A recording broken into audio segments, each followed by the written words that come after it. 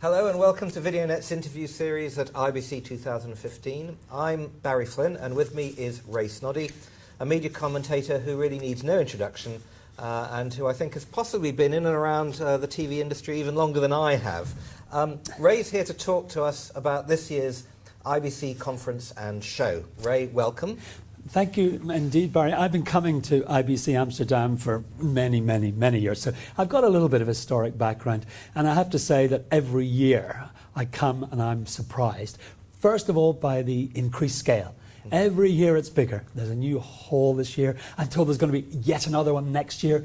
We'll probably go by 55,000 delegates. And then it's a triple play as well. Of course, at the heart of it is the exhibition and all the wonderful equipment, but there's a conference. This was the 5th year of a invitation-only leaders summit where senior executives behind closed doors, Chatham House rules, so they can let their hair down, they're not being quoted. And that, I think, was the best of the 5 years so far. So they seem to surpass themselves year after year. So in the short time you've been here already, any emerging themes you want to share? Well, the headline opening of the opening conference session was "The future is now." Now, I have to justify that because I wrote that headline, but in a sense, there is a bit of sense to it, because you come year after year, the challenges, the new challenges that broadcasters are facing, and these challenges were always in the future. You know, there was this emerging company called Netflix, and suddenly they're all there. The technology is there. And there was some interesting research for a Leaders Summit, actually done by IBM across Europe, was when you ask viewers what they want, they're becoming, unsurprisingly, more and more demanding. Yeah. They want personalized content selected for them. Oh, by the way, they want to watch it when they want to watch it on the device of their choosing. Oh, yes, and by the way, they'd like it to be cheaper as well. Now, I mean, they're not going to get all of that, but I think it catches the mood that this industry, while once it was driven by the technology, and of course to some extent it still is now being driven by consumer power. I want this, I want this, I will only pay this. And the great bundles of programs that, you know, the cable companies make you pay, and indeed the likes of Sky, there's resistance to this. People say, look, I don't want 200 channels, I want this one, and I don't want to have to pay for these huge bundles. And of course, that could be disruptive of the financing models of this industry. Sure.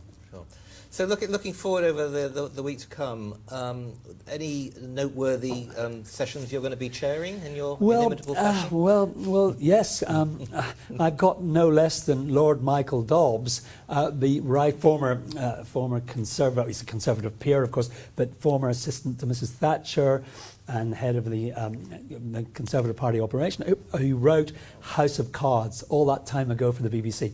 Now, he is executive producer on the new House of Cards from the aforementioned Netflix. I mean, and what I'll hope to explore with him is why did he go to Netflix? What is the financing model?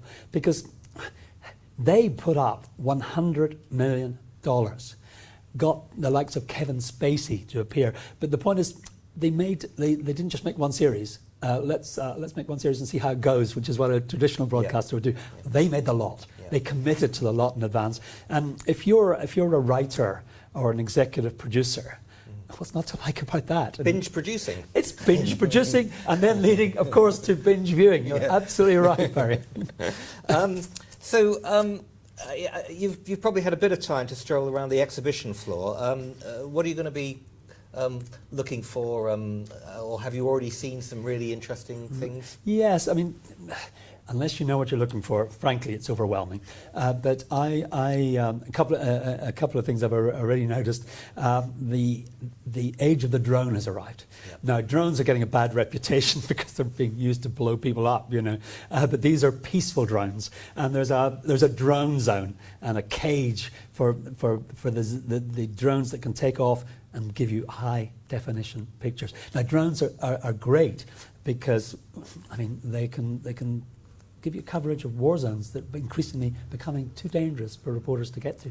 If there are floods or a volcanic eruption, without risking the lives of cameramen, how do you get those pictures?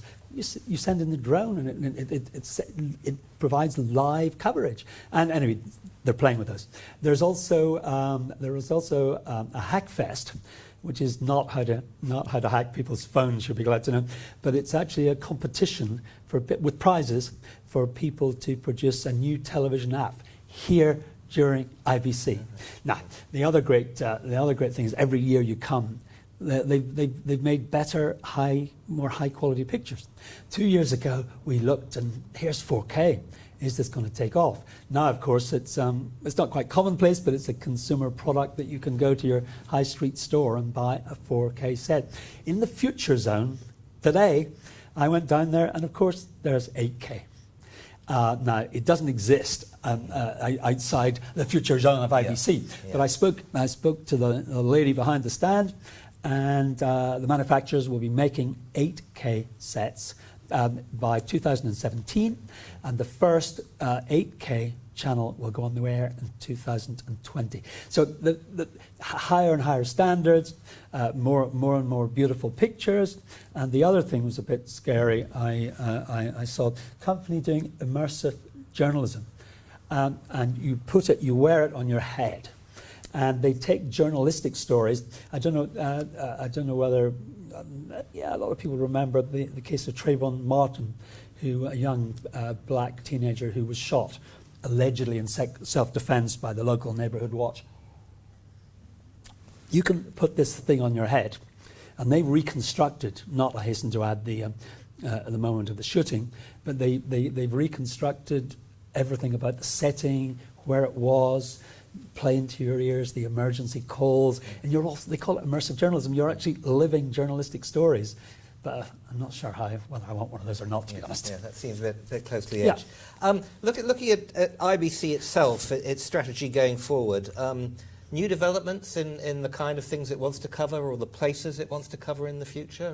Yeah, well, there's one already coming down the road. They're going to Dubai at the end of November for a couple of days, and that's their content everywhere concept, which is of course already here in Amsterdam, and that's really the convergence of online content with connected devices. Almost as it says on the tin, content everywhere.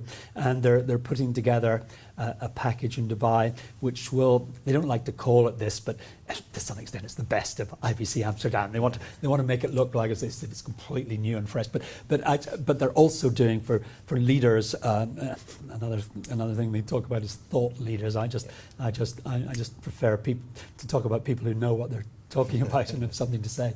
But anyway, there's a full-day conference with people essentially coming from the West and joining with leaders and top executives from the Middle East.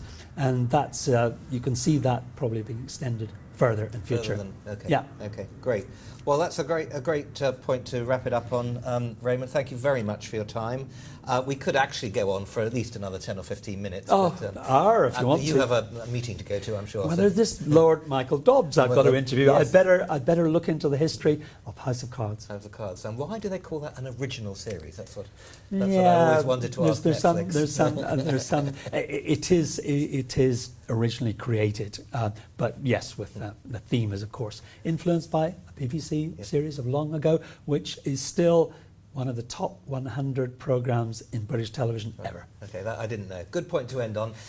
Thanks very much, Ray, and thank you, the viewer, for watching this in the series of VideoNet IBC 2015 interviews.